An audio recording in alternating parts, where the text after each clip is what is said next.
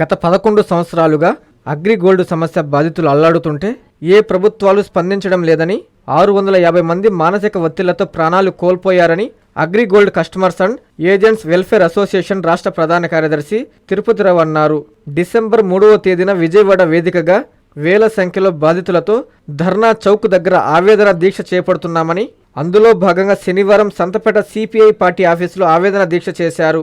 ఈ కార్యక్రమంలో CPI party Nellore జిల్లా కార్యదర్శి అరిగిల సాయి, ఉప్పలపాటి రామదాసు, సుబ్రహ్మణ్యం, నాజర్, రామ్మోహన్, చిన్నయ్య తదితరులు పాల్గొన్నారు. నా పేరు తిరుపతిరావు. నేను AgriGold customers and agents welfare association రాష్ట్ర ప్రధాన కార్యదర్శిని. నాతో పాటు ఈ ప్రెస్ మీట్లో ఈ నెల్లూరు జిల్లా సిపిఐ పార్టీ జిల్లా కార్యదర్శి సాయన, అదేవిధంగా మా అసోసియేషన్ జిల్లా ప్రధాన కార్యదర్శి రామదాస్ గారు, ప్రసాద్ గారి, సుబ్రహ్మణ్యం గారు పార్టిసిపేషన్ చేస్తూ ఉన్నారు. ఈరోజు ఈ సమావేశం ఏర్పాటు చేయడానికి కారణం, డిసెంబర్ 3వ తేదీ నాడు విజయవాడ ధర్నా చౌక్లో అగ్రిగోల్డ్ బాధితుల ఆవేదన దీక్ష అని ఒక కార్యక్రమాన్ని మేము అసోసియేషన్గా తీసుకోవడం జరిగింది.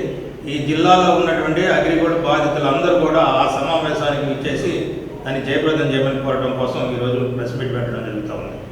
గత 11 సంవత్సరాల నుంచి ఈ రాష్ట్రంలో అగ్రిగోల్డ్ అసోసియేషన్తో సిపిఐ పార్టీ అండదండలతో మేము అగ్రిగోల్డ్ బాధితుల కోసం పోరాటాలు చేస్తూనే ఉన్నాం. 2 ప్రభుత్వాలు మారినాయి, 3వ ప్రభుత్వం మళ్ళా ఈరోజు పరిపాలన సాగిస్తూ ఉంది. ఆ 2 ప్రభుత్వాలు కూడా అరాపరా న్యాయం చేసి సమస్యను పూర్తి స్థాయిలో పరిష్కారం చేయకుండా కాలయాపన చేస్తూ ఉన్నాయి. రేపు జనవరి 4వ తేదీ నాటికి 12వ సంవత్సరంలో గడువు పెడతా ఉన్నాం. మేము ప్రభుత్వం యొక్క డబ్బులు ఇమ్మని కోరకలా, అగ్రిగోల్డ్ కంపెనీకి సంబంధించినటువంటి ఈ రాష్ట్ర గవర్నమెంట్కి సంబంధించిన సిఐడి వారు అటాచ్ చేసినటువంటి భూములే దాదాపు 24,000 ఎకరాల భూములు, కొన్ని వేల గజాల కమర్షియల్ స్థలాలు ఉన్నాయి. అయితే ప్రభుత్వం కమిటీలు వేస్తూ ఉంది కానీ కాలయాపన చేస్తూ ఉంది. రీసెంట్గా ఈ గవర్నమెంట్ మేనిఫెస్టోలో అగ్రిగోల్డ్ అంశాన్ని పెట్టి మేము చేసినటువంటి ఒక 2 కార్యక్రమాల వల్ల ఈ రాష్ట్రంలో రాష్ట్ర స్థాయి కమిటీని, జిల్లా స్థాయి కమిటీని వేసి ఆస్తుల వెరిఫికేషన్ ప్రక్రియను మొదలుపెట్టినాయి. రాష్ట్ర కమిటీ ఏర్పడింది, ఏప్రిల్లో ఏర్పడింది. ఇప్పటికి మళ్ళా తిరిగి ఒకసారి సమావేశమైనటువంటి పరిస్థితి కాదు. 11 లక్షల కుటుంబాలు కేవలం ఈ రాష్ట్రంలో ఆర్థికంగా నష్టపోయి సావడానికి సిద్ధంగా ఉన్నటువంటి పరిస్థితి. ఇప్పటికే 650 కుటుంబాలు ఈరోజు ఈ ఆర్థిక మోసం వల్ల ఇంట్లో వాళ్ళని కోల్పోయినటువంటి పరిస్థితి. ఈ దశలో ప్రభుత్వం సీరియస్గా ఈ సమస్యను తీసుకోవడం లేదు. మీకు చెప్పాలంటే ఈ జిల్లాకు సంబంధించి కందుకూరు నియోజకవర్గంలో ఉన్నటువంటి దార్గాన్పాడ్ అనేటువంటి విలేజ్లో ఈ మధ్య ఒక సంఘటన జరిగింది. 2 స్నేహితుల మధ్య గొడవ ఒక హత్యకి దారి తీస్తే అక్కడ ఉన్నటువంటి చనిపోయినటువంటి వ్యక్తి కాపు కులానికి సంబంధించిన వ్యక్తి అవ్వడం వల్ల కుల నాయకులు అందరూ వచ్చి ఇది కాపు కమ్మ గొడవగా పబ్లిక్ చేసేసరికి ప్రభుత్వం వెంటనే స్పందించి దానికి ఒక ఫాస్ట్ ట్రాక్ కోర్టును ఏర్పాటు చేయడం జరిగింది. ఒక 2 వ్యక్తుల మధ్య జరిగిన గొడవని తనకు పీఠం కదిలిద్ది అనేటువంటి భయంతో Chandrababu Naidu fast track court ఏర్పాటు చేస్తే 11 సంవత్సరాల నుంచి అడుగుతున్నాం. మేము అడగటమే కాదు, సిఐడి వాళ్ళు కావచ్చు, కోర్టులు కావచ్చు, దీనికి స్పెషల్ కోర్టు ఉంటేనే పరిష్కారం త్వరగా అయిందని చెప్తున్నటువంటి ఈ నేపథ్యంలో సీఎం గారికి 11 లక్షల కుటుంబాల సమస్య సీరియస్గా కనపడతలేదా? మేము ప్రభుత్వాన్ని ఒకటే హెచ్చరించదలుచుకున్నాం. 2019 ఎలక్షన్లో మీరు చేసిన జాప్యం వల్ల మీ ఓటమిలో అగ్రిగోల్డ్ బాధితుల పాత్ర ఉందనేది మీకు తెలుసు. ఇప్పుడు కూడా ఇదే పద్ధతిలో కాలయాపన చేస్తే భవిష్యత్తులో మళ్ళీ అగ్రిగోల్డ్ బాధితుల ఆగ్రహానికి గురి కావాల్సిన పరిస్థితి ఉంటుంది. అట్లా కాకుండా మా సమస్యని సీరియస్గా తీసుకోమని, దీని మీద ఒక రివ్యూ పెట్టమని సిఐడి వాళ్ళు మేము అడుగుతున్నట్టుగా ఫాస్ట్ ట్రాక్ కోర్టును ఏర్పాటు చేయమని, అదేవిధంగా ఎవరైతే ఇన్వెస్టిగేషన్ చేస్తున్నారో వాళ్ళకి సిబ్బంది లేని పరిస్థితుల్లో ఉన్నారో వాళ్ళకి సిబ్బందిని కేటాయించమని. ఇంకా ఘోరం ఏంటంటే కంపెనీ చేసిన వ్యాపారంలో భాగంగా ఆస్తులు కొనుక్కొని రిజిస్ట్రేషన్ చేయించుకున్నటువంటి కొన్ని వేల మందికి సంబంధించిన భూములను కూడా అటాచ్మెంట్లో పెట్టి ఈరోజు పిల్లలు పెళ్లిళ్ళు చేసుకోవడానికో చదివించుకోవడానికో పని రాకుండా వాటిని అటాచ్మెంట్లో పెట్టారు. వాటిని వెంటనే తొలగించాలని ప్రభుత్వాన్ని డిమాండ్ చేస్తూ ఉన్నాం.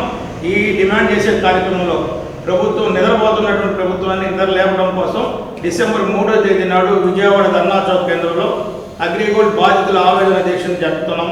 ఈ కార్యక్రమానికి జిల్లాలో ఉన్నటువంటి ప్రతి అగ్రిగోల్డ్ బాధితులు కదిలి రావాలని, బాధితులంటే డబ్బు కట్టినట్టు ఉంటేలే కాదు, కట్టించినటువంటి ఏజెంట్ మిత్రులను కూడా కలుపుకొని రేపు 3వ తేదీ నాడు ఆ కార్యక్రమాన్ని సక్సెస్ చేయమని కోరుతా ఉన్నాం.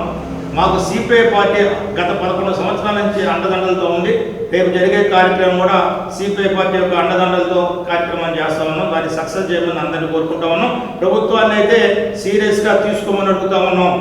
ఒక కుటుంబం యొక్క హత్యలో నువ్వు ఎంత ఇదిగా సీరియస్గా తీసుకున్నావు, 11 లక్షల కుటుంబాల ఘోష నీకు తగలకుండా ఉండాలంటే దీని మీద వెంటనే రివ్యూ పెట్టండి సీఎం గారని సీఎం గారు రిక్వెస్ట్ చేస్తా ఉన్నాం. నా పేరు అరవింద్, సిపిఐ జిల్లా కార్యదర్శి. ఇవాళ తెలుగుదేశం ప్రభుత్వం ఎన్నికల మేనిఫెస్టోలో అగ్రిగోల్డ్ బాధితుల్ని ఆదుకుంటామని, వాళ్ళ కంపెనీ ఆస్తుల్ని అమ్మి వాళ్ళ అగ్రిగోల్డ్ వాళ్ళకి డబ్బులు చెల్లిస్తామని చెప్పింది. ఇదే తెలుగుదేశం ప్రభుత్వం జగన్మోహన్ రెడ్డి ప్రభుత్వానికి ముందున్నప్పుడు కూడా ఎన్నో ఆస్తులు అగ్రిగోల్డ్ ఆస్తులు అటాచ్ చేసినప్పుడు అవి అమ్మితే ఖచ్చితంగా అగ్రిగోల్డ్ బాధితుల వాళ్ళ నష్టాన్ని పూడ్చొచ్చు. కానీ అప్పుడు కాలయాపన చేసి పోతూ లాస్ట్లో జీవో ఇచ్చి కొన్ని వందల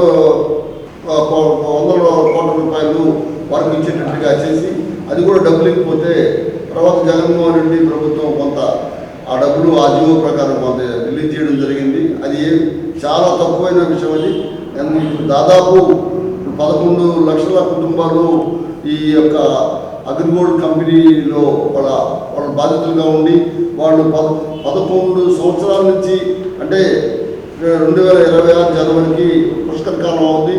12 సంవత్సరాల పోరాటంకి 3 ప్రభుత్వాలు మారినా వాళ్ళ గోల్డ్ పట్టించుకోవడం లేదు. ఖచ్చితంగా భారత కమ్యూనిస్ట్ పార్టీగా ఈ 12 సంవత్సరాలు అగ్రిగోల్డ్ వాళ్ళ బాధితులను వాళ్ళ పక్షాన నిలబడి పోరాటం చేస్తూ ఉంది. ఇప్పుడు వెంటనే ఈ యొక్క ప్రభుత్వం ఎన్నికల్లో ఇచ్చిన వాగ్దానాలకి అనుగుణంగా ఖచ్చితంగా ఈ అగ్రిగోల్డ్ బాధితుల వాళ్ళ డబ్బులు వాళ్ళకి ఇవ్వమని, అగ్రిగోల్డ్ కంపెనీ అటాచ్ చేసిన ఆస్తుల్ని వేలం ద్వారాలో లేకపోతే చేయాలని, దానికోసం ఫాస్ట్ ట్రాక్ కోర్టులు ఇప్పుడు చెప్పారు తిరుపతిరావు గారు, ఫాస్ట్ ట్రాక్ కోర్టులు అక్కడెక్కడో రెండు కుటుంబం మధ్య గొడవడానికి ఫాస్ట్ ట్రాక్ కోర్టు పెట్టారు. అది వాళ్ళ స్వార్థం కోసం, వాళ్ళ రాజకీయ స్వార్థంతో చేశారు. కానీ ఇన్ని లక్షల కుటుంబాలు వీధులు పడి ఉంటే ఇన్ని సంవత్సరాల నుంచి దాదాపు 600 మంది పైన అగ్రిగోల్డ్ బాధితులు వాళ్ళు ఆత్మహత్య చేసుకోవడం కానీ, గుండెపోటు వచ్చిపోవడం కానీ, మానసికంగా భూమికి చనిపోయిన పరిస్థితి ఉంది. కాబట్టి ఖచ్చితంగా ఇప్పుడైనా సరే వెంటనే ఫాస్ట్ ట్రాక్ కోర్టులు వేసి ఈ యొక్క ఆస్తుల్ని అమ్మి జప్తు కాబడిన ఆస్తుల్ని అమ్మి ప్రజలకి, అగ్రిగోల్డ్ బాధితులకి, వాళ్ళ ఏజెంట్కి న్యాయం చేయాలని చెప్పి భారత కమ్యూనిస్ట్ పార్టీ పక్షాన మేము డిమాండ్ చేస్తాం. ప్రతి డాక్టర్ కల వెనక ఉన్న ధైర్యం, ప్రతి సాధకుణ్ణి నడిపించిన సంకల్పం నెల్లూరు నారాయణ. నీట్ 2025 ఫలితాల్లో ఆల్ కేటగిరీలో 13, 17, 38 వంటి 100లోపు ర్యాంకులతో పాటు ఓపెన్ కేటగిరీలో 161, 253, 323, 515, 546, 563, 804, 955, 962 వంటి 1000లోపు ర్యాంకులతో Nellore Narayana super sensational victory. ఒక్క ఈ సంవత్సరమే 386కు పైగా సీటు సాధించగలిగిన ర్యాంకులను ఆవిష్కరించిన నెల్లూరు నారాయణ ఇప్పటి వరకు 2 తెలుగు రాష్ట్రాల్లోనే అత్యధికంగా 2900కు పైగా మెడికల్ సీట్లు సాధింపజేసి నీట్ ర్యాంకుల లీడర్ గా నిలిచిన నెల్లూరు నారాయణ అప్పుడైనా ఇప్పుడైనా ఎప్పుడైనా నీటిలో నెల్లూరు నారాయణ తరువాతే ఎవరైనా. నీట్ లాంగ్ టర్మ్ అడ్మిషన్లకై సంప్రదించండి. Narayana medical academy, Nellore.